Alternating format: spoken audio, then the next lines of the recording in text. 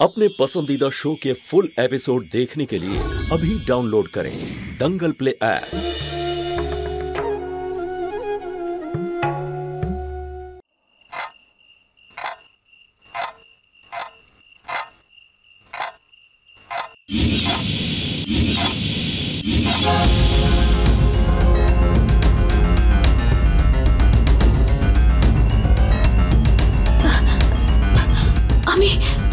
আমি কেন ঘুমোচ্ছি? না না, আমি ঘুমোতে পারি না, আমি ঘুমোতে পারি না। আমি ঘুমিয়ে গেলেই তো আমি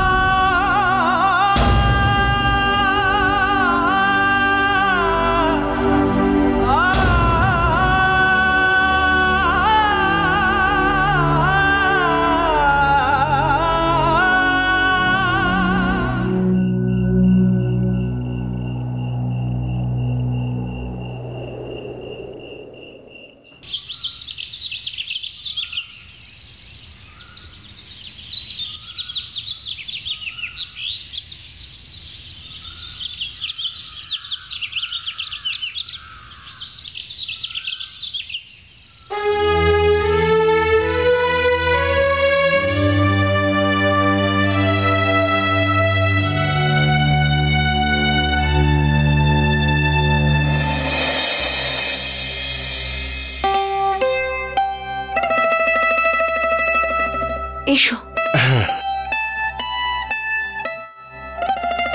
কল্পনা,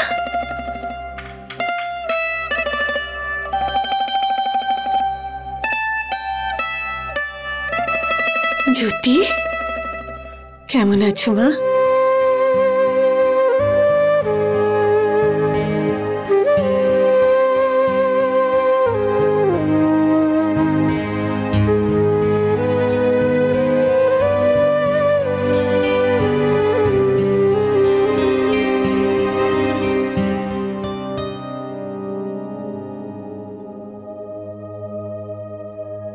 হ্যালো পঙ্কজ। হাই কল্পনা। নমস্কার আন্টি। নমস্কার। কেমন আছেন আপনি? আমি খুব ভালো আছি। আপনারা এসেছেন এটা শুনে সত্যি খুব ভালো লেগেছে। বাবা পঙ্কজ, অষ্টমঙ্গলার জন্য আমরা জ্যোতিকে নিতে এসেছি। কিন্তু আন্টি, এসবের কি দরকার ছিল? জ্যোতি, শুধুমাত্র অষ্টমঙ্গলার জন্য নয়। হ্যাঁ, আমি বলতে চাইছিলাম মা জ্যোতি, আসলে তুমি আমাদের বাড়িতে আসো আর একবার, এটা আমাদের ভালো লাগবে। আর নিজের মেয়েকে বিয়ের পরে বিদায় দেওয়ার পরে এটাই বলতে চাইছি যে তুমি পর হয়ে যাওনি, এখনো আমাদের তুমি। হ্যাঁ, এটা ঠিক যে বিয়ের পরে শ্বশুরবাড়ির যাবতীয় দায়িত্ব তার উপরে পড়ে, কিন্তু সেই দায়িত্ব পালন করা তো সব বৌদির কর্তব্য। কিন্তু মা, মার ঘরেও তো কিছু দায়িত্ব থেকে যায় না? হ্যাঁ, আমি বুঝতে পারছি, কিন্তু বৌমা, উনি তোমার বিয়ের সব দায়িত্ব পালন করেছেন, মার মতো তোমার পাশে দাঁড়িয়েছেন, সুতরাং ওনার সব কথা তোমাকে শুনতেই হবে মা।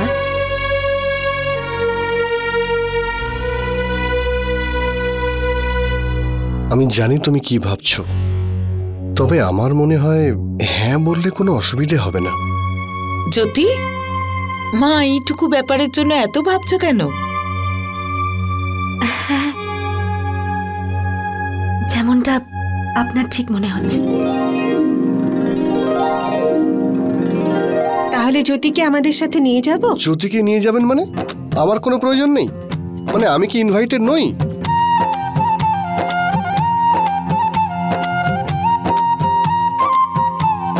আরে পঙ্কজ, তোমাকে ছাড়া কোনো কাজ হতে পারে নাকি? হ্যাঁ, নিয়ম অনুযায়ী প্রথমে আমাদের সাথে জ্যোতিকেই যেতে হবে। আরে অভিযোগ করার একটা সুযোগ তো তোমাকে দিতে হবে, আর তুমি যদি ওর সাথে যাও তাহলে তো ও কিছু বলেই উঠতে পারবে না।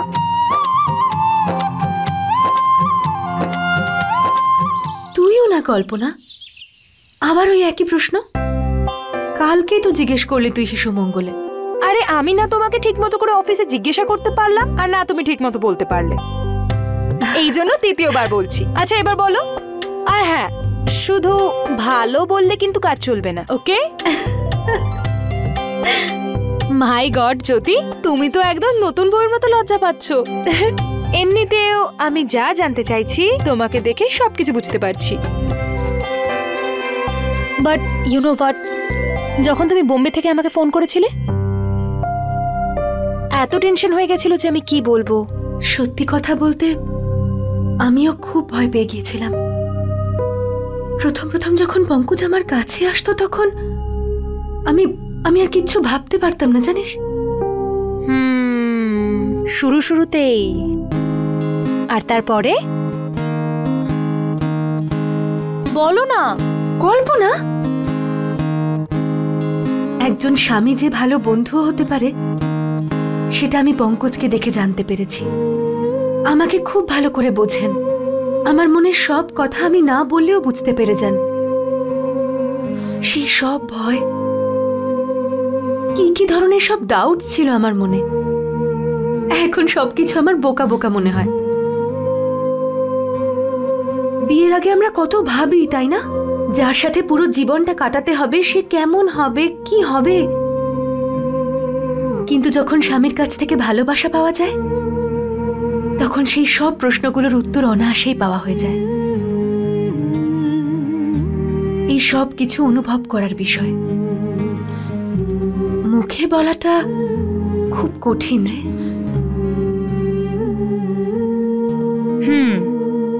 তার মানে আমার বন্ধু তাকে ভালোবেসে ফেলেছে।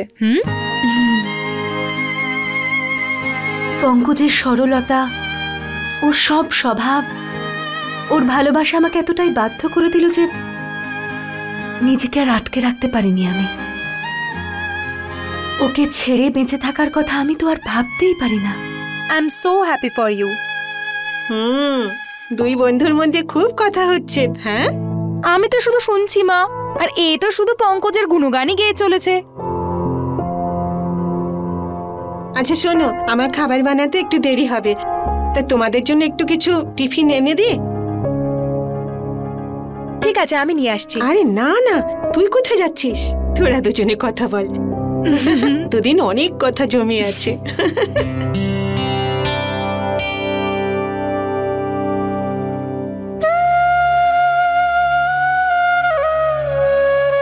মা জ্যোতি, তুমি খুশি তো?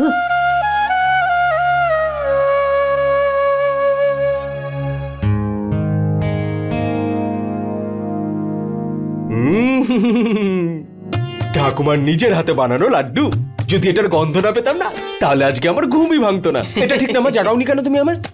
আরে তাতে কি হয়েছে রে, এত পরিশ্রম করিস, আজকে না হয় একটু দেরি করে উঠলি। সুধাকেও জাগাইনি আমি, ভীষণ ক্লান্ত লাগছিল ওকে। এই নে লাড্ডু খা। জ্যোতিও খুব লাড্ডু পছন্দ করে, ওর কথা মনে পড়ছে, ওই জন্য লাড্ডু বানাচ্ছি। ও যদি দেখা করতে আসে না তাহলে সেই অজুহাতে একটু খেয়ে নেবে।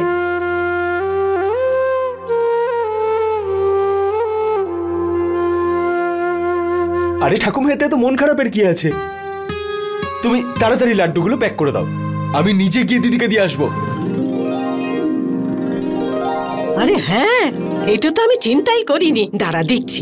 তুই দাঁড়া ওখানে দিচ্ছি। আর কি দিয়ে আসবি দীপু, এইটুকু তো বানিয়েছি, আমাদেরই কম পড়ে যাবে। অনেক আছে মা, আমাদের সবার জন্য একটা করে রাখো না, আর বাকি সব জ্যোতি দিদির জন্য প্যাক করে দাও, খুব খুশি হবে ও। দীপু ঠিক বলেছে।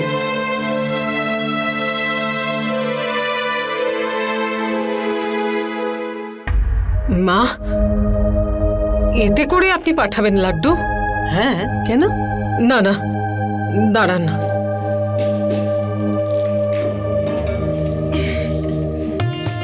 এই দেখুন, এটা একদম নতুন, এতে করে লাড্ডু পাঠাবো। ওপর দিয়ে সুন্দর করে কাপড় দিয়ে বেঁধে দেবো, তাতে দেখতেও ভালো লাগবে আর দিতেও লজ্জা লাগবে না।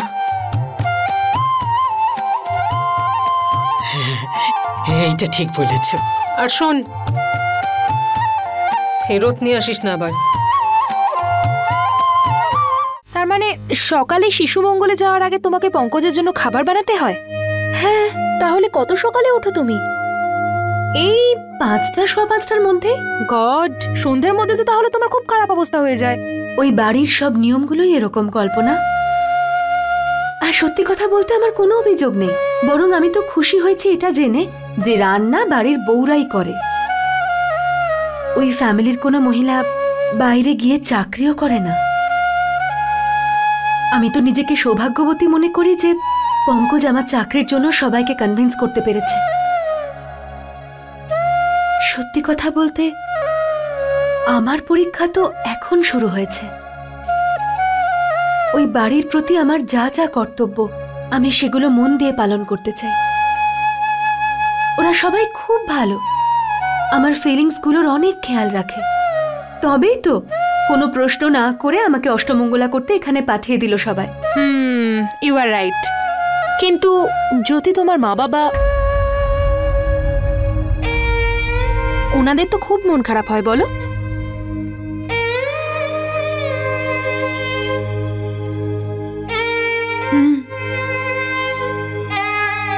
কিন্তু আমি তোকে কারণটা বললাম তো কল্পনা। জ্যোতি, তুমি এখনো সেরকমই আছো যেরকম আগে ছিলে।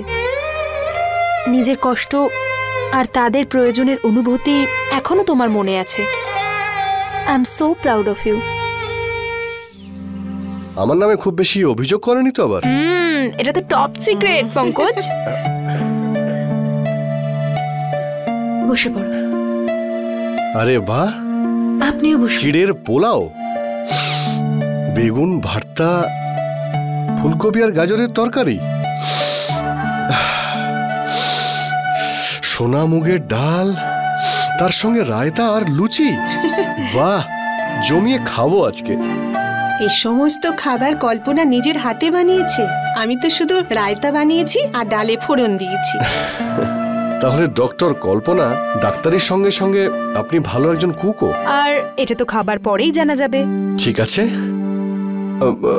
আঙ্কেলকে দেখছি না, উনি আমাদের সঙ্গে খাবার খাবেন না? ওনার জন্য ওয়েট করি তাহলে। উনি শহরে আছেন না বাইরে গিয়েছেন?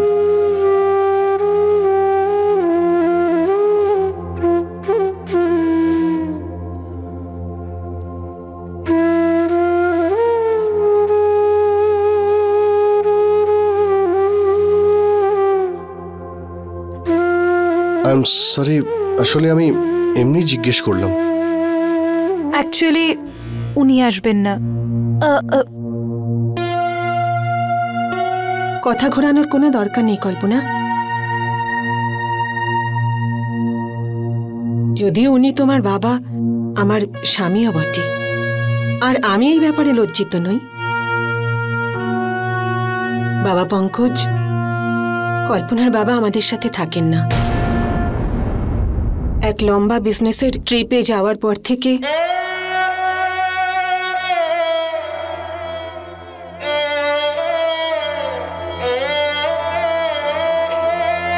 আমি বলতে চাইছি ওনার জীবনে অন্য একজন এসেছেন। প্রথম দিকে তো উনি নিজেকে দোষী ভাবতেন। উনি ভাবতেন নিজের বউকে কি করে বলবেন, কি করবে, আর কোন দিকে যাবে।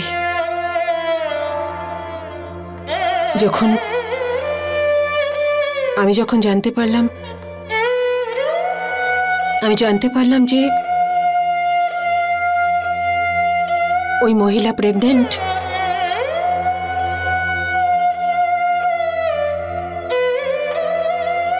আর যখন আমি এটা জানলাম যে ও ফিজিক্যালি আর মেন্টালি কমজোরি, ওর পাশে থাকা কারোর দরকার, তখন আমি আমার স্বামীকে বললাম যে এই অবস্থায় এটাই ঠিক হবে যে তুমি ওর সাথে থাকো।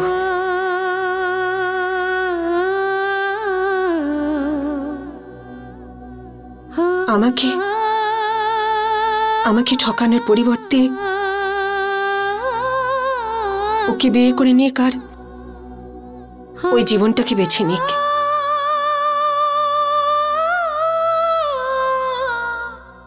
ক্ষমা করবেন আন্টি, অজান্তেই আমি এসব প্রশ্ন করে আপনাকে দুঃখ দিলাম। আপনার সেই সব কথা মনে পড়ে গেল যা। না বাবা, এটা তো ভোলার কোনো ব্যাপার নয়। আর তুমি তো আমার নিজের লোক হও, আর কখনো না কখনো তো এই ঘটনার সামনে আসতোই। আর সত্যি কথা বলবো বাবা, এখন আর আমি কিছুতে কষ্ট পাই না। জীবনে অনেক কিছু যেমন চলে গেছে, সেরকম অনেক কিছু আমি পেয়েওছি। যখন আমার স্বামী আমার সাথে ছিলেন, আমরা খুব সুখী ছিলাম।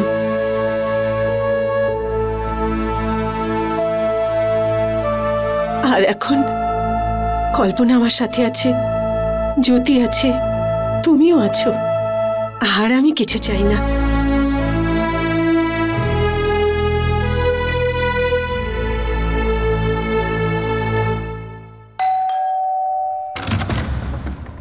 বলছি, জ্যোতি দিদি আছে? আসুন আসুন আসুন, ভেতরে আসুন। নমস্কার, আমি সন্দীপ, জ্যোতি দিদির ভাই। ও হ্যাঁ হ্যাঁ, আরে এসো এসো, ভেতরে না এসো। না, আমি লাড্ডুগুলো এনেছিলাম, ঠাকুমা বানিয়েছে। এটা জ্যোতি দিদি আর আপনাদের সবার জন্য। How sweet, thank you so much, it's very sweet. শোনো, এটা ভেতরে গিয়ে রেখে দাও। বাড়িতে সবাই কেমন আছে? ভালো আছে সবাই। কি নেবে, চা কফি? না না, কিছু না। আসলে আমি জ্যোতি দিদির সাথে দেখা করতে পারি? আরে তুমি জানো না নাকি? না। জ্যোতি ওর বান্ধবী কল্পনার বাড়ি গেছে অষ্টমঙ্গলের জন্য।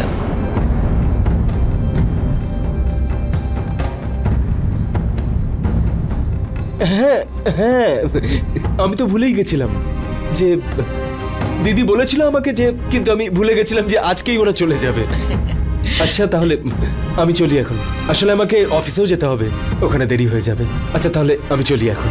আচ্ছা ঠিক আছে বাবা।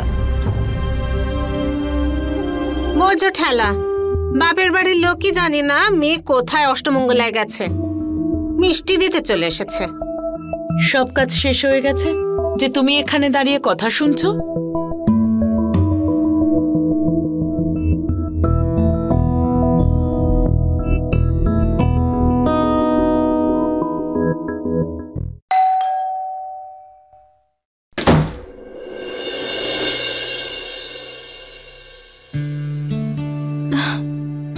দীপু, জ্যোতি দিদিকে মিষ্টি দিয়েছিস? খুব খুশি হয়েছিল তাই না? ঠাম্মা বলল যে তুই জ্যোতি দিদির বাড়ি গেছিস। জ্যোতি দিদির বাড়ি যখন গেলি আমাকেও নিয়ে যেতে পারতিস। আচ্ছা ছাড়, দিদি কি বলল? আরে বল না দীপু, নিজের হাতে খাইয়েছিস তো? খুশি হয়েছে না আমার হাতের লাড্ডু খেয়ে? বল না।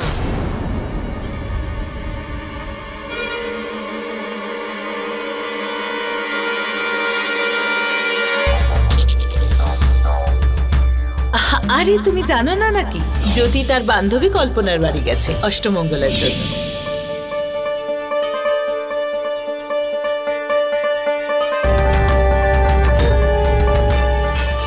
फुल एपिसोड देखने के लिए अभी डाउनलोड करें दंगल प्ले ऐप।